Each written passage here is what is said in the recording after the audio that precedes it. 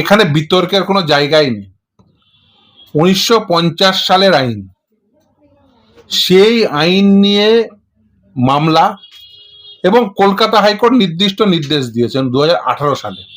আপনি যে নোটিফিকেশনটা দেখছেন না, দেখবেন নোটিফিকেশনে স্পষ্টত বলা আছে কলকাতা হাইকোর্টের নির্দেশের প্রেক্ষিতে। আপনার যদি মনে হয় যে আপনি আইন মানবেন না, সেটা তো কখনো হতে পারে না। দেখুন, আর এই আইনটা কেন করা হয়েছিল এর প্রেক্ষিতটা বুঝুন। মূলত যে সমস্ত প্রাণীগুলো দুধ দেয় এবং কৃষিক্ষেত্রে ব্যবহৃত হয়, সেই সমস্ত প্রাণীদের হত্যার বিষয়ে নির্দিষ্ট আইন আছে। কেন আইন আছে? আপনি যদি কৃষিকাজে ব্যবহৃত পশু তাকে যদি হত্যা করেন, তাহলে কৃষিকাজে ব্যবহার করার জন্য উপযুক্ত পশু পাবেন না, এক।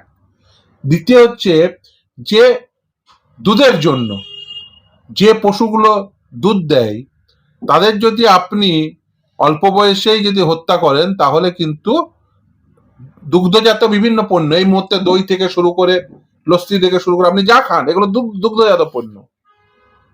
তাহলে এই দুগ্ধজাত পণ্যগুলো তৈরি করার জন্য আপনার কি কোথায় এবারে দুধ পাবেন, যদি সব হত্যাই করে দেবেন? সেই উদ্দেশ্যে এই লেজিসলেটিভ ইন্টেনশন 1950 সালে আইন তৈরি হয়েছিল। এই যে বিভিন্ন প্রাণীগুলো স্লটারিং হয়, হত্যা করা হয়, যেগুলো দুগ্ধ দেয় এবং যেগুলো কৃষিকাজে ব্যবহৃত হয়, গরু থেকে শুরু করে মোষ থেকে শুরু করে যেগুলো দুধ দেয় এবং কৃষিকাজে ব্যবহৃত হয়, তাদের হত্যা নিয়ন্ত্রণ করে যাতে কৃষিকাজে পশুদের ব্যবহার করা যায় এবং যাতে দুগ্ধজাত পণ্য তৈরির ক্ষেত্রে যাতে দুধ ওই সমস্ত পশুদের কাছ থেকে পাওয়া যায়, সেই জন্য এই আইনটা তৈরি হয়েছিল। এর সাথে ধর্মের আপনি যদি সরাসরি সংযোগ করেন, ধর্মের সাথে আপনি মানে কৃষিজাত এবং দুগ্ধ দেওয়া প্রাণীদের অ্যাজ সাচ কোনো প্রকার রিলেশন না টানা উচিত। আমাদের পশ্চিমবঙ্গটা বুঝুন, পশ্চিমবঙ্গের যে জমিগুলো, সেগুলো জমির যে পরিমাণ, সেটা কিন্তু পাঞ্জাবের জমির মতো না। পাঞ্জাবে দেখবেন একটা মালিকের অনেকটা জমি এবং সে জমিগুলো বড় বড় আয়তনে, বড়, মানে যেখানে সহজেই ট্রাক্টর থেকে শুরু করে এই যে যন্ত্র ব্যবহার করা যায়। কিন্তু পশ্চিমবঙ্গে কি হচ্ছে, দেখবেন 3 কাঠা জমি আছে, 4 কাঠা জমি আছে, আপনি কিন্তু সহজে ওই ট্রাক্টর, যারা হয়তো জানে না চাষ তারা বুঝতে পারবে না, কিন্তু যারা জানেন তারা বুঝতে পারবে, ওই সহজে কিন্তু ট্রাক্টর ঘুরে না। আপনারা জানেন, গ্রামের ছেলে আপনারা, সহজে ট্রাক্টর, ফলে কি হয়, সেখানে তো মানুষ তো আর নাঙল টানবে না, নাঙল টানার জন্য আপনার ওই পশুগুলোর প্রয়োজন। সেই জন্য কৃষিকাজে পশ্চিমবঙ্গে যেহেতু জোত জমির স্বল্পতা রয়েছে, মানে ছোট ছোট জমি রয়েছে, সেই জন্য ওই জমিগুলোতে চাষাবাদের জন্য গরু থেকে শুরু করে মোষ, এই ধরনের প্রাণীদের প্রয়োজন হয়। সেই জন্য এর হত্যায় রেস্ট্রিকশন তৈরি করা হয়েছিল 1950 সালে এই উদ্দেশ্য নিয়ে। ছোট ছোট জমি, কারণ এই জমিগুলো খুব উর্বর জমি, পশ্চিমবঙ্গের জমি তো খুব উর্বর জমি। আপনি ছোট জমি হলেও 3 ফসলি জমি, সহজে একটা পরিবারের পেট চলে যাবে যদি কৃষিকাজটা সঠিকভাবে করতে পারে। একই কারণে পশ্চিমবঙ্গ এই দুধ উৎপাদনে পশ্চিমবঙ্গ কিন্তু প্রথম সারির একটি রাজ্য। ফলে এইটার উদ্দেশ্য কিন্তু ছিল, এটা 1950 সালে এই উদ্দেশ্যে কিন্তু তৈরি করা হয়নি, যে উদ্দেশ্যে আজকে যে উদ্দেশ্য নিয়ে বলা হচ্ছে। দেখুন, আপনি যদি চান যে আপনি কিভাবে দেখবেন, সেই দেখার দৃষ্টিভঙ্গি যদি আপনি ভুলভাবে দেখতে চান, তা অন্য বিষয়। আর আমি সকলকেই বলবো, দেখুন, এটা নয় যে ম্যান্ডেটারিলি এটা এই বছরের নিচে খেতেই হবে বা খেতে হবে না, এরকম কোনো ম্যান্ডেটারি কোনো প্রকার ডাইরেকশন কোথাও নেই। ফলে যারা এটা নিয়ে ইস্যু তৈরি করার চেষ্টা করছেন, এক পক্ষ কিন্তু এটা চাইছে, এক শ্রেণীর মানুষ সেটা চাইছে, তাদেরকে অ্যাভয়েড করা উচিত, যে আইন আপনাকে মানতেই হবে। হ্যাঁ, তবে একটা বিষয়, যারা ধরুন গরু আনছে, আমি যে একটা ভিডিও দেখছিলাম, তাদেরকে ধরা হচ্ছে বা বলা হচ্ছে, তো গরু যে শুধুমাত্র, বা ধরুন মোষ বা যে কোনো, শুধুমাত্র মানে হত্যার পারপাসে আনছে তা তো নয়। অনেকেই আনছে হয়তো কৃষিকাজে ব্যবহার করার জন্য, অনেকেই আনছে দুধ পাওয়ার জন্য, গাই যে কারণে আনা হয়।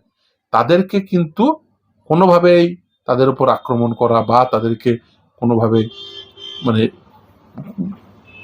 মারা বা অন্য কোনো কিছু করা, সেগুলো একেবারেই অনুচিত। নিশ্চিতভাবেই দেখুন, এই মুহূর্তে দাঁড়িয়ে যদি আপনি ভাবেন যে ধর্মীয় অ্যাঙ্গেলে টেনশন তৈরি করবেন, সেটা কোনোভাবেই কাঙ্ক্ষিত হবে না। আইন থাকলে আইনটাকে আপনাকে মানতে হবে, এবং আইনের একটা ডেফিনিট উদ্দেশ্য ছিল কৃষিকাজে ব্যবহার করার জন্য এবং দুগ্ধজাত পণ্য পাওয়ার জন্য, দুধ পাওয়ার জন্য গরুর ব্যবহার।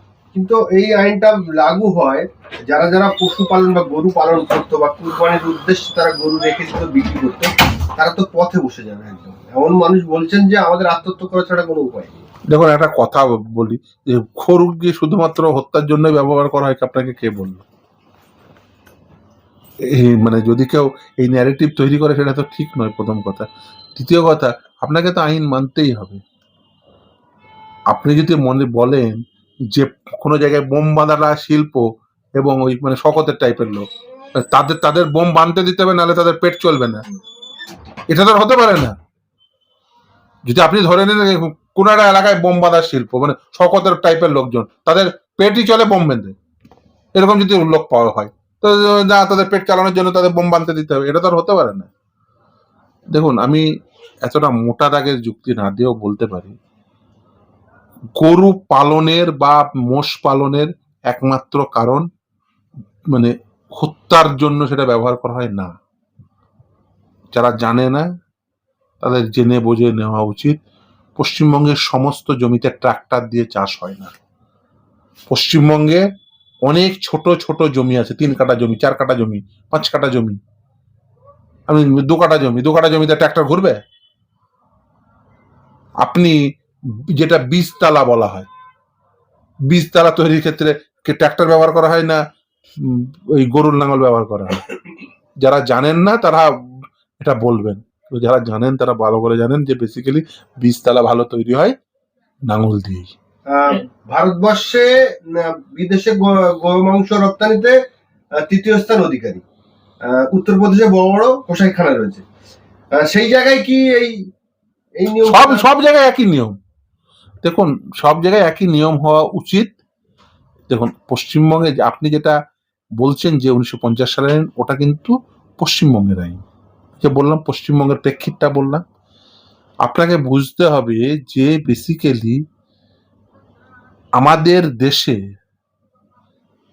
রাজ্যের হাতে যেমন ক্ষমতা রয়েছে, কেন্দ্রের হাতেও ক্ষমতা রয়েছে। একটি রাজ্যের প্রেক্ষিতের সঙ্গে আর একটি রাজ্যের প্রেক্ষিত আলাদা হতেই পারে, কিন্তু এই ক্ষেত্রে আপনি যদি বলেন যে একই আইন হওয়া উচিত, আপনার সঙ্গে আমি যুক্তি করি, হতে আইন হলে ভালো। এবার কি বাংলায় গরু কুরবানি হবে, এবং যেটা বলা হচ্ছে 16 বছর না হলে 14 বছর, 14 বছর। হ্যাঁ, সে নিয়ম মেনে করবে। আর আপনাকে কে বললো যে মানে গরুই দিতে হবে, না হলে মানে কুরবানি হবে না? আপনাকে কেউ তো কোথাও মানে এটা বাধ্য করেনি। আমি রাদার বলবো যে এই ধরনের কনফ্লিক্ট যত অ্যাভয়েড করতে পারবেন ততটাই ভালো। টেনশন কোনোভাবে সামাজিক টেনশন, দেখুন এটা তো ম্যান্ডেটারি নয়, ফলে সামাজিক টেনশন কি, রাদার অনেক বেশি চিন্তিত হন আপনার সন্তান কি করে সুশিক্ষা পাবে, শিক্ষান্তে কি করে কাজ পাবে, কিভাবে আপনার হিউম্যান ডেভেলপমেন্ট ইন্ডেক্সে ভারতবর্ষকে আগিয়ে নিয়ে যাবে, আমার রাজ্যকে আগিয়ে নিয়ে যাওয়া যাবে, আমার রাজ্যের জিডিপি কিভাবে বাড়ানো যাবে, তার সাইজ কিভাবে বাড়ানো যাবে, আপনার ব্যবসা কিভাবে চলবে, আপনার রুটি রুজি কিভাবে চলবে, সেটা নিয়ে চিন্তিত। দেখুন, এক শ্রেণীর মানুষ রয়েছে, একদল মানুষ রয়েছে যে আপনাকে ওই গরুর চিন্তায় মগ্ন করে দিতে চায়।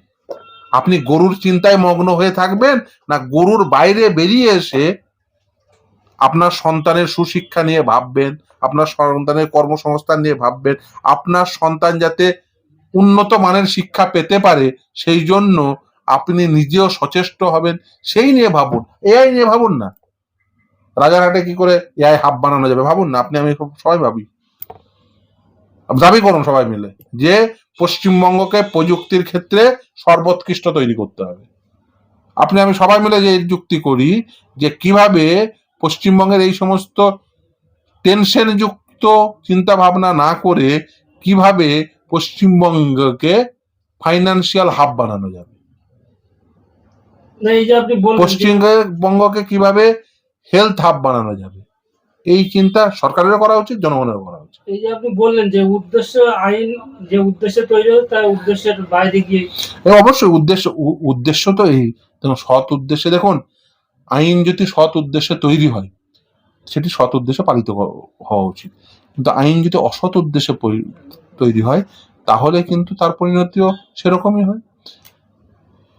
যে প্র্যাকটিস ম্যান্ডেটারি নয় সেই প্র্যাকটিসে আবদ্ধ থেকে নিজের গণ্ডিটা ছোট করাটা অনুচিত। আমি বলবো গণ্ডি বড় করুন এবং আরো বেশি গ্রহণযোগ্য হয়ে উঠুন।